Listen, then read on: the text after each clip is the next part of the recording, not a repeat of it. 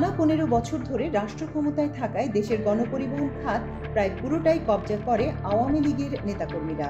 বিশেষ করে বাসের মালিক, বাস কোম্পানির মালিক, পরিবহন মালিক সমিতি, শ্রমিক ইউনিয়ন ও পরিবহন খাতের চাঁদাবাজির একচ্ছত্র নিয়ন্ত্রণ ছিল তাদের হাতে। ফলে নিজস্ব বলয় তৈরি করে এ খাত থেকে বিপুল অর্থ হাতিয়ে নিয়েছে একটি সংগঠিত দুষ্টচক্র। ছাত্র জনতার অভ্যুত্থানে আওয়ামী লীগ সরকারের পতনের পর এখন গা ঢাকা দিয়েছেন অনেকেই। কেউ বিদেশে পালিয়েছেন, কেউ বন্দী হয়েছেন। তবে কাঠামোগতভাবে এই চক্র গড়ে ওঠায় এখনো এই খাতে তেমন পরিবর্তন আসেনি। পরিবহন খাতে সংশ্লিষ্টরা বলছেন, আওয়ামী লীগ দীর্ঘদিন ক্ষমতায় থাকায় পরিবহন খাতে ক্ষমতা কেন্দ্রিক একটি বলয় বা চক্র তৈরি হয়। আওয়ামী লীগের রাজনীতিকরা এই খাতে বিনিয়োগ করেছেন, আবার এই খাতের লোকজনও আওয়ামী লীগের রাজনীতিতে সক্রিয় হয়েছেন। পেশি শক্তি ব্যবহার করে পরিবহন খাত লুটেপুটে খেয়েছে এই চক্রটি। আবার আওয়ামী লীগ সরকারও এই চক্রটিকে রাজনৈতিকভাবে ব্যবহার করেছে, ফায়দা নিয়েছে। ফলে দুষ্ট চক্র দখলে ছিল পরিবহন খাত। বিষয়টি উঠে এসেছে গত বছরের 5 মার্চ প্রকাশিত ট্রান্সপারেন্সি ইন্টারন্যাশনাল বাংলাদেশের এক গবেষণা প্রতিবেদনেও। ব্যক্তি মালিকানাধীন বাস পরিবহন ব্যবসায় শুদ্ধাচার শীর্ষক প্রতিবেদনে বলা হয়, অধিকাংশ যৌথ বা অংশীদারি কোম্পানির পরিচালনা পর্ষদের সদস্যরা দলীয় বিবেচনায় নির্বাচিত হন এবং দেশের অধিকাংশ কোম্পানির মালিক শিল্পপতি বা রাজনীতিবিদ।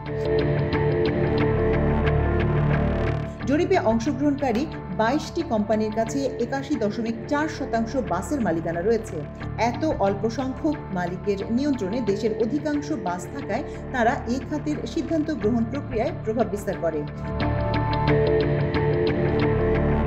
আরও বলা হয়, জরিপে অন্তর্ভুক্ত এসব বৃহৎ বাস কোম্পানির প্রায় 92% ক্ষেত্রে পরিচালনা পর্ষদের সদস্যদের সঙ্গে রাজনৈতিক দলের সংশ্লিষ্টতা রয়েছে।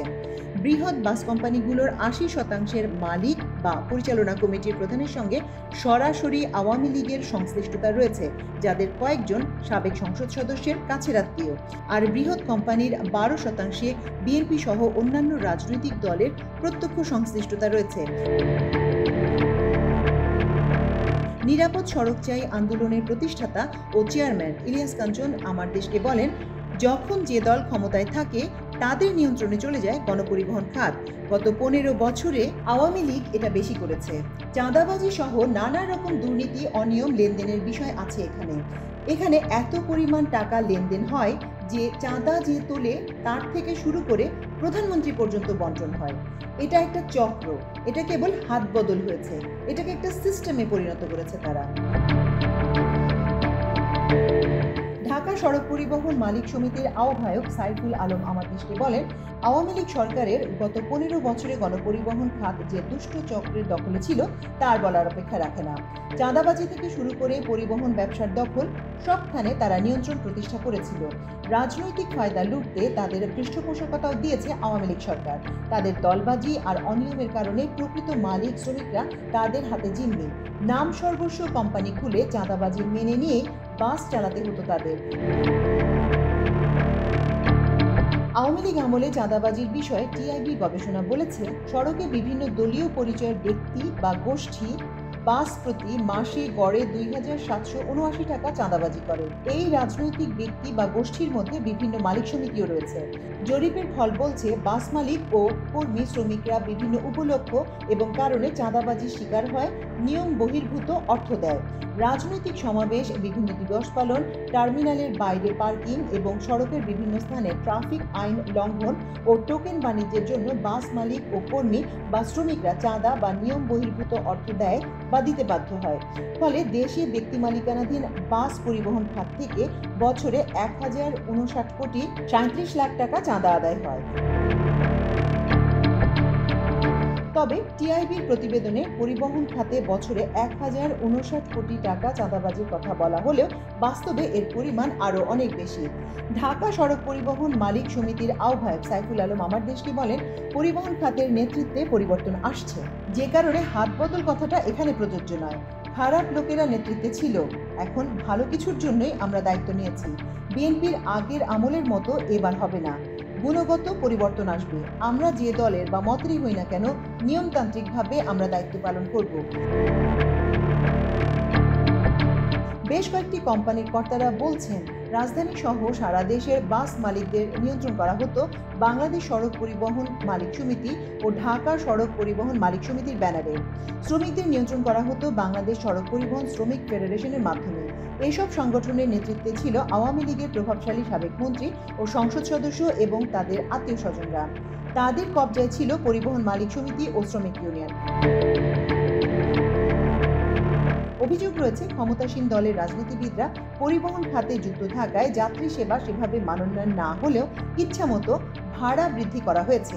টিআইবির গবেষণা বলছে, যাত্রীদের কাছ থেকে 60.5% অতিরিক্ত ভাড়া আদায়ের অভিযোগ রয়েছে। এছাড়া আনফিট বাস চালানো, সনদ নবায়ন না করা, অনিয়মের পরেও মামলা এড়ানো এবং পরিবেশ ও স্বাস্থ্যের জন্য ক্ষতিকর গাড়ি চালানোর ক্ষেত্রে অনৈতিক ভূমিকা রেখেছেন আওয়ামী লীগের কিছু নেতা। ফলে কাঙ্ক্ষিত সেবা থেকে বঞ্চিত হন সাধারণ যাত্রীরা। সংশ্লিষ্ট সূত্রে জানা গেছে, বাংলাদেশ সড়ক পরিবহন শ্রমিক ফেডারেশনের কার্যকরী সভাপতি ছিলেন শাহজাহান খান। তিনি আওয়ামী লীগের সভাপতি মণ্ডলীর সদস্য ও সাবেক নৌমন্ত্রী। পরিবহন খাতের বড় নিয়ন্ত্রক ছিল বাংলাদেশ সড়ক পরিবহন মালিক সমিতির মহাসচিব ও ঢাকা সড়ক পরিবহন মালিক সমিতির সাধারণ সম্পাদক খন্দকার এনায়েতুল্লাহ। তিনি ঢাকা মহানগর আওয়ামী লীগের দক্ষিণ শাখার সহসভাপতিও। তারা দীর্ঘদিন ধরে এই তিন সংগঠনের নেতৃত্বে থাকায় গণপরিবহন খাতে একচ্ছত্র নিয়ন্ত্রণ প্রতিষ্ঠা করেন বলে অভিযোগ রয়েছে। গত 5 আগস্ট শেখ হাসিনা সরকারের পতনের পর শাহজাহান খান গ্রেপ্তার হয়ে কারাগারে থাকায় এবং খন্দকার এনায়েতুল্লাহ বিদেশে অবস্থান করায় তাদের সঙ্গে কথা বলা সম্ভব হয়নি। এছাড়া বাংলাদেশ সড়ক পরিবহন মালিক সমিতির সভাপতি ছিলেন জাতীয় পার্টির নেতা মশিউর রহমান রাঙা। তিনিও আওয়ামী লীগের সময় প্রভাবশালী পরিবহন নেতা ছিলেন। ব্যবসা আছে পরিবহনে। মশিউর রহমান রাঙা আত্মগোপনে থাকায় তার সঙ্গে কথা বলা সম্ভব হয়নি। ক্ষমতার পালাবদলের পর বাংলাদেশ সড়ক পরিবহন শ্রমিক ফেডারেশনের সাধারণ সম্পাদক দীর্ঘদিন ধরে থাকা ওসমান আলী বর্তমানে দেশেই আছেন। একাধিক কোম্পানিতে তার বাস চলাচল করছে। তিনি শাহজাহান খানের বলয়ে এখন নেতৃত্ব দিচ্ছেন এবং হারানোর প্রভাব প্রতিপত্তি ফিরে পেতে তৎপরতা চালাচ্ছেন। এ বিষয়ে ওসমান আলী আমার দেশকে বলেন, শাহজাহান খানের বলয় না, তবে ফেডারেশনের সাধারণ সম্পাদক হিসেবে সড়ক পরিবহন শ্রমিকদের সংগঠিত করা নৈতিক দায়িত্ব আমাদের। শাহজাহান খান ফেডারেশনের কারণে নয়, আওয়ামী লীগের কারণে গ্রেপ্তার হয়েছেন। তার মুক্তির জন্য চেষ্টা তদবির করছি না। গণপরিবহন ব্যবসায় থাকা আওয়ামী লীগের প্রভাবশালী নেতা, সাবেক মন্ত্রী ও সংসদ সদস্যদের মধ্যে শাহজাহান খান, তার ভাই হাফিজুর রহমান এবং শ্যালক সৈয়দ নুরুল হক নান্নু সহ পরিবারের আরও কয়েকজন সদস্য নামে বেনামে পরিবহন ব্যবসা রয়েছে। খন্দকার এনায়েতুল্লাহরও একই খাতে নামে বেনামে বড় ধরনের ব্যবসা রয়েছে। স্বেচ্ছাসেবক লীগ নেতা ও সাবেক এমপি পঙ্কজ দেবনাথ, নারায়ণগঞ্জের আওয়ামী লীগের নেতা ও সাবেক এমপি AKM শামীম ওসমানের পরিবহন ব্যবসায় যুক্ত আছেন। এছাড়া সাবেক সংসদ সদস্যদের পরিবারের সদস্য, ঢাকা মহানগর আওয়ামী লীগ এবং আওয়ামী লীগের সহযোগী বিভিন্ন সংগঠনের নেতা, ঢাকা সিটি কর্পোরেশনের আওয়ামী লীগ সমর্থক কাউন্সিলর সহ 20-25 জন এই ব্যবসায় রয়েছে। আওয়ামী লীগের সময় কিছু সরকারি কর্মকর্তা, আইন শৃঙ্খলা রক্ষাকারী বাহিনীর কর্মকর্তার আত্মীয়রাও বাস ব্যবসায় যুক্ত হন। কয়েকটি কোম্পানিও আছে তাদের। এসব নেতা ও লোকজন গত 15 বছরে বেশ কিছু নতুন পরিবহন কোম্পানি খুলেছেন। জানতে চাইলে বাংলাদেশ যাত্রী কল্যাণ সমিতির মহাসচিব মোজাম্মেল হক চৌধুরী আমার দেশকে বলেন, আওয়ামী লীগ দীর্ঘদিন রাষ্ট্র ক্ষমতায় থাকায় দলটির নেতাদের দৌরাত্ম্য বেড়েছে পরিবহন খাতে। তারা পরিবহন যেভাবে নিয়ন্ত্রণ করেছে তা ছিল জনস্বার্থের বিরুদ্ধে। আর সরকারও রাজনৈতিক কারণে মালিক শ্রমিকদের তোষামোদি করায় যাত্রী সেবা পরিবহন খাতে শৃঙ্খলার কাঙ্ক্ষিত ছিল না। দখলদারিত্ব, আইন অমান্য করা, ইচ্ছেমতো ভাড়া বাড়ানো সহ নানা অনিয়ম হয়েছে এই খাতে। মোট কথা, দুষ্টু চক্রের হাতে বন্দী ছিল গণপরিবহন খাত। এখনও গুণগত তেমন কোনো পরিবর্তন দেখা যাচ্ছে না। ইলিয়াস কাঞ্চন বলেন, গণপরিবহন খাতের চক্রের কারণে 32 বছর ধরে নিরাপদ সড়ক চাই আন্দোলন করেও সফল হতে পারেনি। গণপরিবহন একটি বিশাল খাত, এখানে সংস্কারে একটি কমিশন হওয়া উচিত।